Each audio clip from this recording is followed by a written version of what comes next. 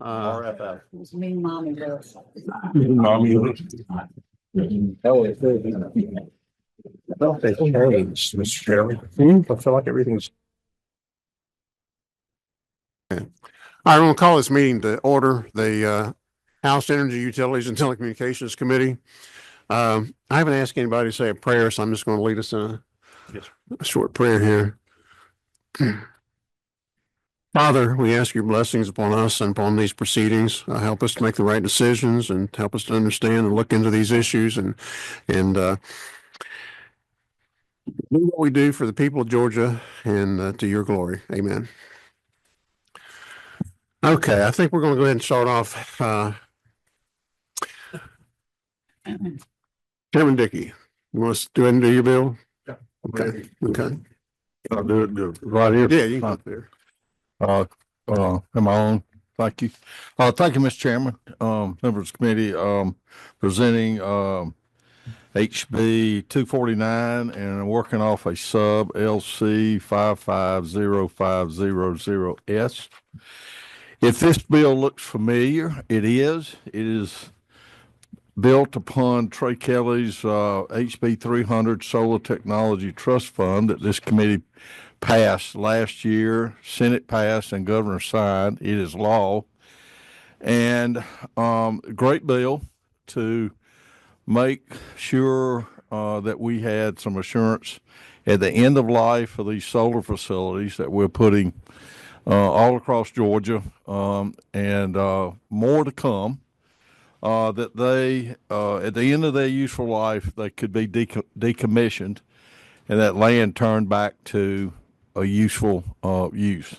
Representative Kelly and I both just had worries about would they be assets at the end of life in 30, 40, 50 years, or who knows how long, when they become obsolete. And I just believe that they will become obsolete one day, as most everything all of us are, but just one of those assurances. The good bill, it was not, but I always felt, as I voted for that bill, that it really did not have enough concrete assurances in my mind that it needed. And so that is the impetus of this bill. In fact, I was on a study committee. Stephen Meeks had one for bonding and financial assurances that a lot of our grain, peanut, cotton dealers and warehouses would have financial assurance there for the growers. And turns out it is a very tricky process to keep these bonds and financial assurances in place. It's multiple kinds of bonds and coverage. And in fact, the agricultural department has a team going around making sure these bonds are in place. Well, the bill we passed last year just said you had to have this. It was no one to check on, to check off that these financial instruments were bought, were in place. And so that is why I asked Leg Council. This didn't come from any industry or any other segment of our solar industry or electric utility industry. It just came from me. Just wanted to make sure. I asked Leg Council, how can we put a little bit more teeth? So through discussion, that is what HB 249 is. I've asked our Environmental Protection Division to check to make sure these instruments are valid or purchased or in place before they start construction of these solar things and projects. And that's what this bill does. Doesn't expand it, doesn't take anything away from HB 300 we passed last year. It doesn't expand it, doesn't contract it. It just lays right on top of there and asks EPD over on line 165, you can see prior to installing or otherwise construction any solar facilities on the property of a landowner. This is leased property. These solar developers would be on leased property, not on property that solar developers purchase themselves and own. That's what 300 didn't do that. This one doesn't either. Just didn't. So that the grantee shall obtain from the division from EPD a certification that the solar power facility agreement complies with the requirements. And that's these, whatever type financial instruments, insurance policies usually would last the length of this type thing. So, EPD, reason for the sub, we gave them 30 days to look at it, do it, and get back. I don't want to hold up these solar developers going forward. I want to make sure it's streamlined.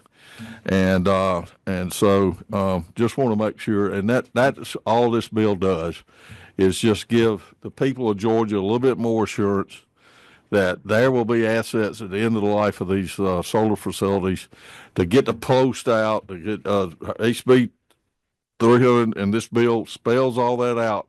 Those galvanized posts out of the ground, the wires, and in fact, I think we have a bill coming through this committee soon that will specify that the solar panels go to a recycling facility and not a landfill too. So I just think we need to be thinking forward, thinking out in the future, what will happen to these solar facilities.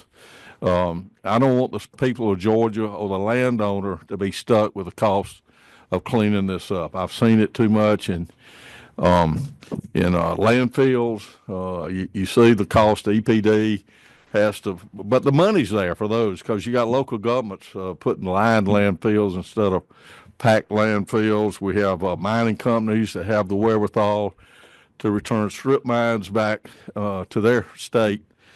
But I just want to make sure we have some kind of vehicle that these solar facilities get returned back to their original state too. So that's what this bill does, Mr. Chairman and members. I'm happy to answer any questions.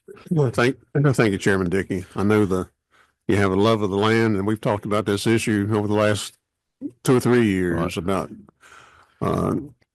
these solar facilities and what the condition would be like when they're finally retired, and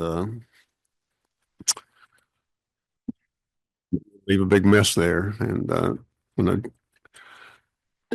President Kelly did a really good job over the last. I think he had his study committee over an interim led up to last year, and he did a really good job with it. And I know he worked with you on this. Has everybody had a chance to look through the bill? Anybody hadn't had a chance to look at it? Nobody signed up to speak against your bill. That's a good sign. That's a good sign. Always a good Make you feel warm and fuzzy, Yeah. Chairman. I'll bait him on it if you want. No, nobody wants to see that. Might have to sometime, but no, nobody is. And then any questions? I don't see any questions. With that, I did want to say, I don't know if we got one now, but I did want to say this actually did come through a subcommittee. I put it in a little special subcommittee chaired by Representative Kelly because it was his bill this is built upon. And so it did come through the normal process back to us. And so with that, well, in just a minute here, we have one question over here. Gabe, is that you? Yes, Okay. and just thank you for this bill. It looks good. I just had a clarification.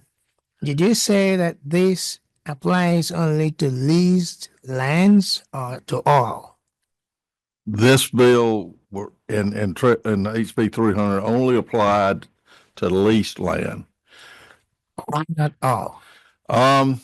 That's a good question. The thought is that if it's on land owned by an entity, that they would have the incentive and hopefully the wherewithal to have the financial to clean it up because they would own it.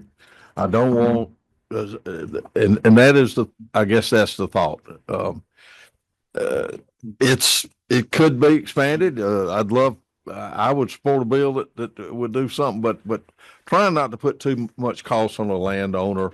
Hopefully the land appreciates some value, that sort of thing. But So I know a lot of land leaseholders would maybe not be in a good position to demand this on from that, and maybe want more income up front and not enough on the rear. But a landowner would be left with the liability as the landowner do that. So I'm just thinking, all the solar companies here are great ones. They wouldn't be the ones I'm talking about. The bad ones are not here, but they would probably not clean up.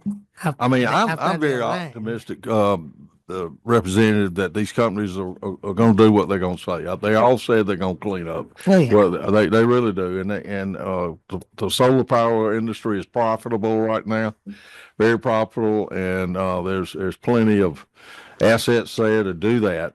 But you don't know what it's going to be like 30, 40, 50 years down the road. Exactly. And that's why I was thinking, if we extended it to cover all, at least we can be certain. Well, that would be a consideration but for that's- another bill, I think. Okay. Thank you. Thank you, Representative Okoye. That is, I mean, we've talked about this. I think it goes to property rights and contract law. When you start talking about somebody's property that they're actually selling for this. But you're perfectly free to work on the issue. And you got people out here who can ask questions of them, not right now, but I mean, you can go to them and ask questions about how you might come up with something. You're perfectly free to do that. With that, is there what's the will of the committee? We got a motion to do pass. We have a second. Any discussion? Hearing no discussion, all in favor indicate by saying aye. Aye. Anybody opposed by saying no? The bill passes, and let's see, we have let me substitute the House Bill 240. This is it, 249, right? 249 LC 550500S, and it's now we'll move out of the committee, and you can take it to go through the process to get it in rules. Thank you, Mr. Chairman. Thank you very much. Committee. We have a couple of resolutions, and the way I like to do these We things just is did 249. I will assign these to a subcommittee. It'll be Chairman Martin's subcommittee. And he will, he's the chairman of the subcommittee. He'll decide how he wants to do it. But he probably will have a full hearing on your resolution, or if it were a bill. But what I like to do is, and then, if it comes back from subcommittee to us, then we'll take it up likely with no testimony at that time. But at that time, then I like offer the members of the committee a chance to ask the author of the bill questions. And then if they have a specific questions from somebody in industry about it, then they can do that. But we try to limit that when it comes back. But because of that, and so everybody has some opportunity to learn something about it before it goes to subcommittee, I like to have not a hearing, it's not really a hearing, but a presentation on the bill and an opportunity from members of the committee to ask questions if they have them. So with that, we have, let's see, we have two. Is that right? Is the whip here? Whip, Mark is not here. Okay, then Representative Schofield.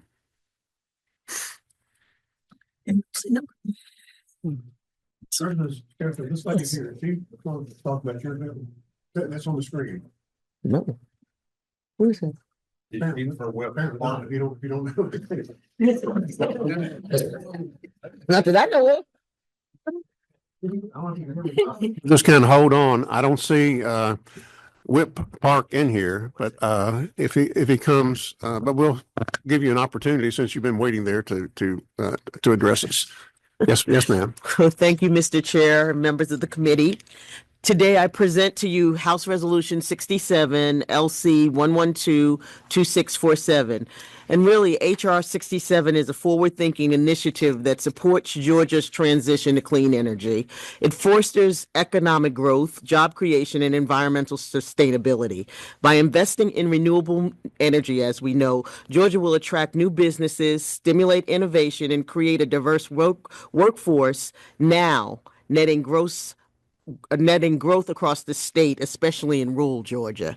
So the resolution really does enhance Georgia's competitiveness while protecting our natural resources, ensuring cleaner air, healthier communities, and the preservation of our forests, Mary Frances rivers, and Chairman Dickey, your farmlands.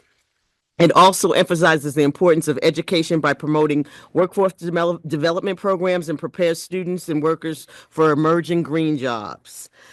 So this resolution really does provide economic resilience, and with the increasing energy demands and growing opportunities in these sustainable industries, I think it's meaningful that we look at trying to move forward to 2050. So it's a long period of time that we'll transition to a more resilient, prosperous, and sustainable Georgia. I have some advocates that are willing to speak, but that's really basically what the resolution does. Thank you. Dave? Okay.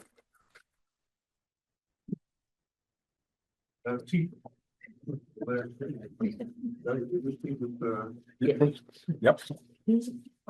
That's why I'm sitting behind him. I'll just poke a little bit.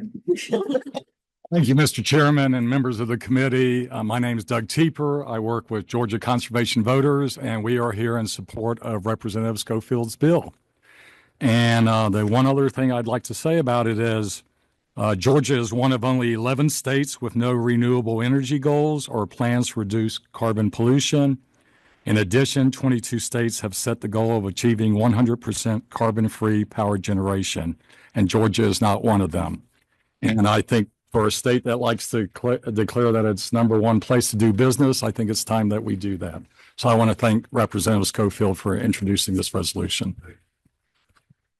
I think most people here probably know that Mr. Deeper was a representative here. He was a representative here when I got here, and Lee probably had been here for at least a term. I know at least one term, but maybe a few terms, and very well regarded. Thank you. Thanks for coming. Thank you, Mr. Chairman. Appreciate it. Can I ask? Oh, excuse me. He wants to ask you a question. I'm a friend, former Representative Tabor.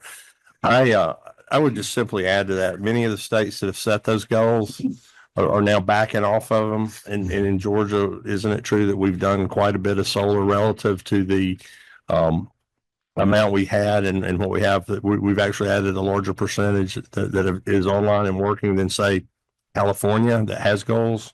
Yes, and Georgia has one of the largest photovoltaic companies in the Northern Hemisphere, and where companies are spending billions of dollars here in Georgia creating jobs, and we just want to add to that. Right. And my point is, isn't it true that, Governor Kemp is putting processes and procedures in place to do things while some of the colleagues in the other states are just promising things and backing up on them. I don't know a lot about other states. I just know here in Georgia that Well, one particularly, isn't it true, California is backing up on their 2030 zero auto emissions goal. you know more about it than I do. I'm having a little fun with you. I do think I do appreciate your advocacy, but I just, when you say Georgia doesn't have stated goals, it doesn't mean that the work's not being done. And there are a lot of people, including yourself in this room, that isn't it true, that have been doing that work. And I think the fact that other states set goals that they can't make while Georgia's just doing the work for the people, I think it stands us in pretty good stead. But I appreciate you. Thank you, Chairman Martin. I appreciate it. Mr. Tabor, you might have another question if you don't mind. And we're going to limit this because I don't know.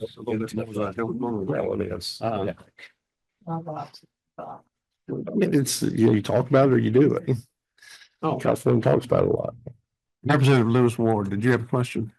I do. Actually, my question was for my colleague. Thank you, Mr. Chairman.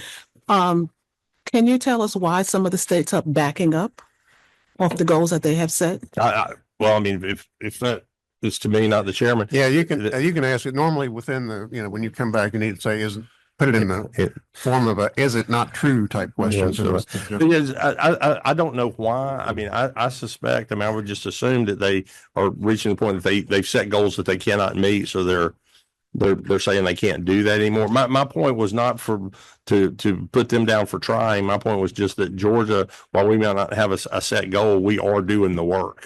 And some other states kind of make promises that they aren't keeping. So I basically wanted to give the people in Georgia credit that have been doing the work. Yeah, I just want So, clarification yes, of what ma'am. was happening in the other states. Yeah, I think Okay. California is not really on track to go with no carbon emission vehicles by 2030. I don't think it's quite going to work out for them. Good. Thank you. Okay, I think, Yeah. I don't see other questions, do we? Did you still want to variance? For Okay.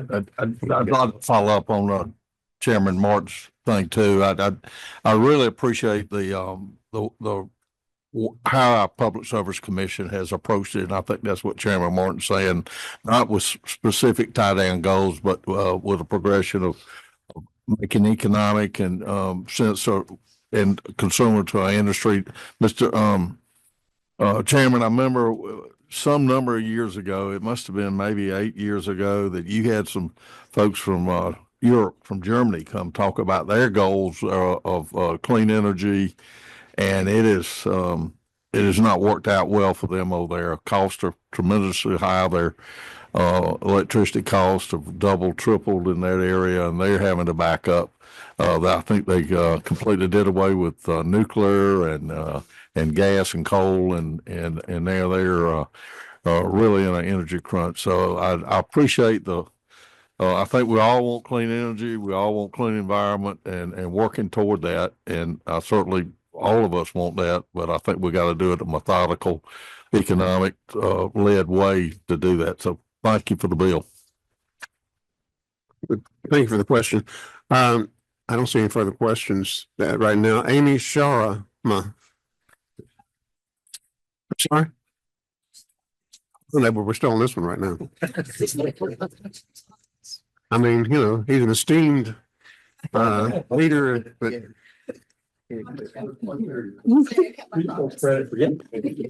Congratulations. All right. Good afternoon, everyone. My name is Dr. Amy Sharma. I'm the Executive Director of Science for Georgia. My 8th grade math teacher had a great sign on her wall, and it said, if you aim at nothing, you will hit it.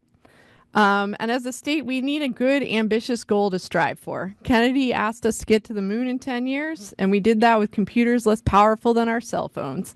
Setting an ambitious goal of 100% clean energy by 2050, which gives us a good 25 years to his 10, is a win-win-win. It inspires innovation, showcases our homegrown talent from our world-class universities, creates jobs, and saves us a good $2 to $4 billion a year in healthcare costs annually, and it lowers our energy costs.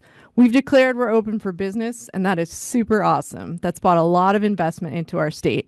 So let's make sure that Hyundai plant churning out EVs is powered by clean energy, and let's make sure those EVs themselves are powered by clean energy. We 100% support the transition to 100% clean and renewable energy. Thanks. I don't see any questions. So thank you, Representative. Appreciate you bringing this to us. I'm going to assign it to the Energy Subcommittee, and I'm sure Chairman Martin will give you a fair hearing and be very open-minded about it. So, Absolutely. is that not true? Seriously, it's a very serious subject, and glad to hear that we need to hear all we can about the whole issue, because it affects all of us, affects our state, affects every one of us individually. Thank you very much. And with that, we have Whip Park, and I think you have a lady here who wants to speak to your bill. Yes, Your sir. resolution. She's angry at you for being late. Apologies to the esteemed Alfecca, but thank you for joining us. So, Mr. Chairman, members of the committee, thank you for the opportunity to present House Resolution 131 with y'all. That is LC 112-2809. Georgia has seen significant investment from the federal government and our state in terms of bridges, aviation, and ports. However, according to the American Society of Civil Engineers, we still have critical gaps around water pipes, stormwater infrastructure, traffic congestion, rail, and school construction. So in essence, what this resolution is doing is proposing support for a national infrastructure bank. H.R. 131 urges Congress to establish a $5 trillion national infrastructure bank, reinforcing the calls from H.R. 4052 from the 118th Congress. The National Infrastructure Bank, or NIB, will fund critical infrastructure projects in line with the American Society of Civil Engineers' priorities, ensuring our roads, bridges, and public transit and water systems reach a true state of good repair. It would also support affordable housing and large-scale water projects addressing pressing needs across the country. What makes the NIB different is its funding approach. Unlike traditional federal spending, the NIB requires no new taxes or appropriations. Instead, it will be capitalized by exchanging a small portion of existing Treasury debt for preferred stock, generating returns for investors while complementing existing infrastructure programs. And Alfec, I'm sure, can speak more to any questions members may have as to the funding mechanism. Now, while I think the NIB, for me, certainly was an innovative idea, this idea isn't altogether new. The United States has successfully leveraged this form of developmental finance in the past. The Reconstruction Finance Corporation, established under President Hoover and expanded by FDR, played a pivotal role in rebuilding America during the Great Depression and World War II. Right here in Georgia, it funded thousands of projects, including the Rural Electrification Administration.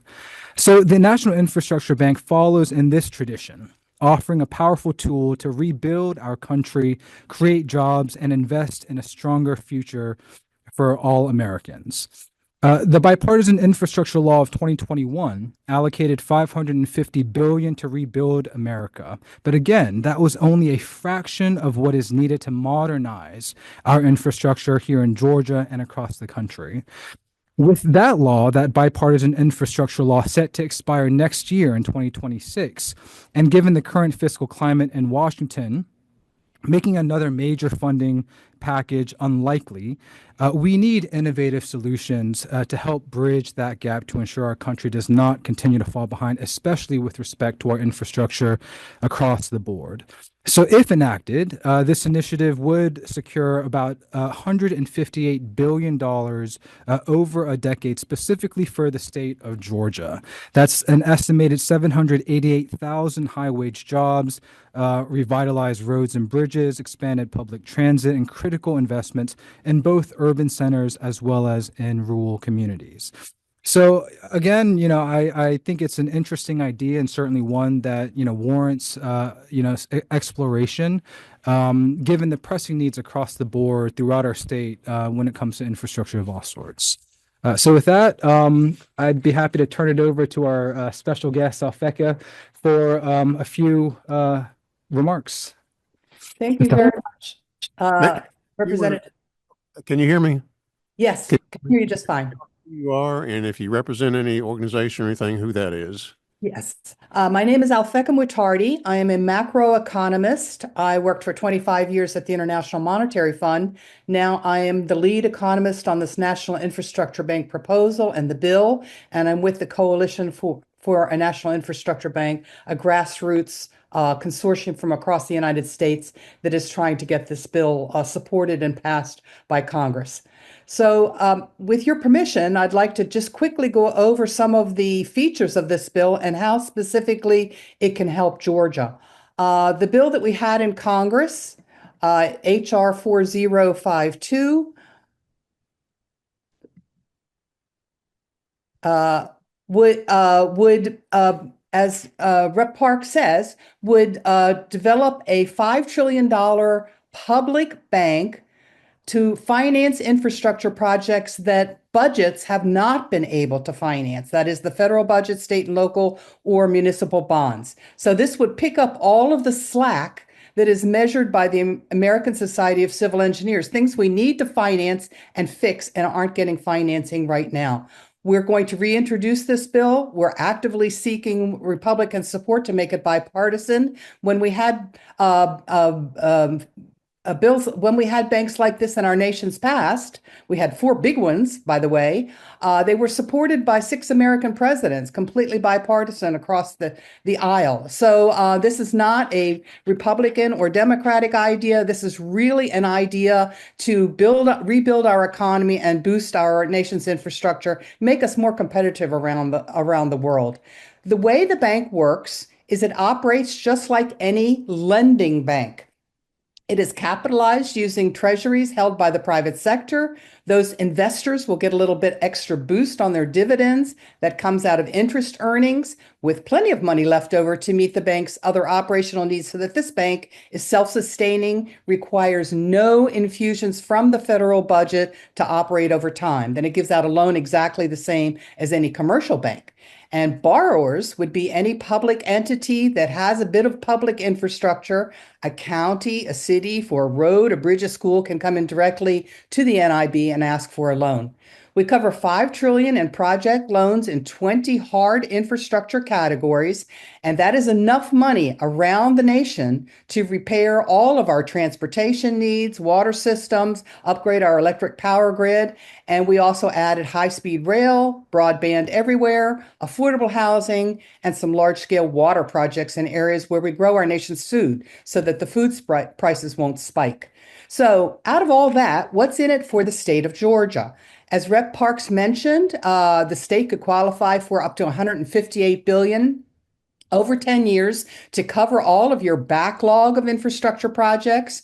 From the bipartisan law, you're only going to get about a tenth as much. And as Rep. Park said, that requires a 20% copay, and the bill expires in a year and a half. So this would also provide 788,000 new family-sustaining wage jobs in the state. We'll train up workers for these new great fields. We can fully finance big-ticket items like high-speed rail from Atlanta to Charlotte, or solving Atlanta's traffic congestion problem, which is the 8th worst in the United States. Anything that's on your report card from the American Society of Civil Engineers would be addressed by this bank. That includes roads, which are pretty good in the state of Georgia, albeit they're congested, drinking water that needs $10 billion over 10 years, $4.4 billion just for DeKalb County alone, lead water service lines that need to be replaced, stormwater systems need $6 billion, sewers, both rural and urban, need lots of work. We know you have plans to expand your electric power grid to meet new demand. The state is fast growing, and there are new data centers which are demanding a lot of power. We want to expand the Port of Savannah and its inland transportation, which will need lots of work and coordination of projects. And you have 540 high hazard dams that need to be addressed. Well, plus the bank will build lots of affordable housing, at least 215,000 affordable units. You had a great project in Atlanta with the 2 Peachtree towers that were converted from office over to shops and affordable apartments. And the bank can do more projects like that. Local planning commissions, that means you get to choose and design these projects. And that'll really supercharge your growth is already great, but this will really put your growth rate for the state on steroids and improve your state finances even more. It'll reduce inflation, especially the cost of housing, grow businesses, and restore manufacturing in the state. So all those are benefits. If you have any questions, I'm happy to answer them. Thank you very much for the presentation. I don't see any. Sound like a very aggressive, big money project. If it could fix the streets here in Atlanta, I think it would might be a success, especially Piedmont going downtown. My gosh, what a terrible street that is. Where would it incur? I mean, would it not? I'll just ask you this. I mean, theoretically, if it were, but I mean, that would be a tremendous amount of debt, a tremendous amount of debt. And who buys those bonds? I mean, it just seems like it would be problematic. I mean, I'm just asking. I don't want to say that would it not be problematic for the debt? So actually, this is the secret sauce to the bank is how much it grows the economy. And there are historical examples. All four banks grew the economy so much so that the debt sort of disappeared. But for every dollar that's borrowed, there we have economic modeling. Every dollar that's borrowed from the bank, it creates $3 new in GDP, new production, and that provides plenty of tax receipts to pay back the loans. An example that Rep. Parks alluded to is the electrification of Georgia. 80% of rural farms in Georgia had no electricity in 1933. Everybody told FDR, don't lend to them because they won't be able to pay you back. In fact, the farmers became much more productive. They got trained up in doing the electrical work themselves. All the loans were paid back. And some of the cooperatives are still in existence today. Another example is TVA. Tennessee Valley was very poor, even by Depression standards. All of that got built, produced great electricity for 7 states. Aluminum smelters and other kinds of things came off of it, and all of the loans were paid back. So great examples, both domestic and in other countries around the world, of how this kind of investment grows the economy so fast that you can pay back the loans. Oh, thank you. I mean, it's a very interesting, interesting issue. Oh, I wanted to ask you about what this is doing is urging Congress to pass legislation. That's the bill number, a House, I don't know what kind of bill number, but a bill in the U.S. Congress. Right. That's an active bill. It's active right now. Is that correct? It will be reintroduced. We're currently looking for some Republican sponsors to make it bipartisan because we really think that every single district, red, blue, rural, urban, will benefit from this bank. And we're going to try one more time to make it bipartisan. But it's so timely now because with budget cuts, we're not even sure that the money that has been promised from the bipartisan law will be flowing to Georgia. There's going to be budget cuts because the federal debt is so high. This will complement anything that Georgia needs and is not getting from the federal government.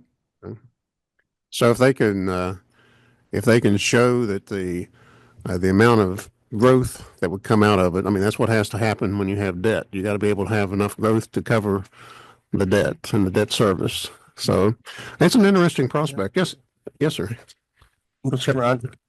Thank you. I don't know if you can hear Chuck Martin from Alpharetta. So the initial seed money would come in what form? I mean, it's the initial seed money will be to capitalize the bank. All banks need capital put in by the investors, and that would come from private holders of treasuries. There's about $28 trillion of treasuries held in private hands. We just need a little bit of it to come in to capitalize the bank, and they'll swap that for preferred stock and get a little dividend boost. So we're going to fund the bank with treasuries that are debt from a country that's $39 trillion in debt. It's already out there. Just be honest. I mean, if this is a viable situation, why does a commercial bank not do it? Commercial banks have their own lending policies. They're really looking for a higher rate of return. They can lend for infrastructure projects. They usually do it through the municipal bond market, but it doesn't make them very much money. They would rather invest in other things like the stock market or derivatives or things that'll provide them with a higher rate of return. And the proof of the pudding is if they could invest in infrastructure across the country, they would be doing so now. Okay, I'm curious about going into this further, so look forward to talking to you again. If you would like another presentation, we're free to provide one in more detail. Okay. And I'll make sure Whit Park is here on time. I'm just joking with our good friend. Hey, Representative Coy, you have one question. I know people are got other meetings. We're getting ready to extend or going over our time. So if you have a question, mine is really not a question, but as a licensed civil engineer, I would encourage us to look into this bill. I haven't looked at the details, but anything to help improve our infrastructure, that should be encouraged. It'll give my company some work too. Mm. Thank you, ma'am, for your presentation. We may want to hear more from you and at a later date, before long, actually. So Whip Park, thank you for this. It's an interesting proposition. I mean, this is just encouraging Congress to do something. Yes, sir. So it's interesting. It's a urging resolution, and I appreciate you bringing it very much. Thank you for the Thank opportunity. you. And that will be actually assigned to Energy Subcommittee chaired by Chairman Martin. Also, is that it? I don't think it's all. So anything from members for the good of the order? With that, we are adjourned. Thank you. Thank you for being here.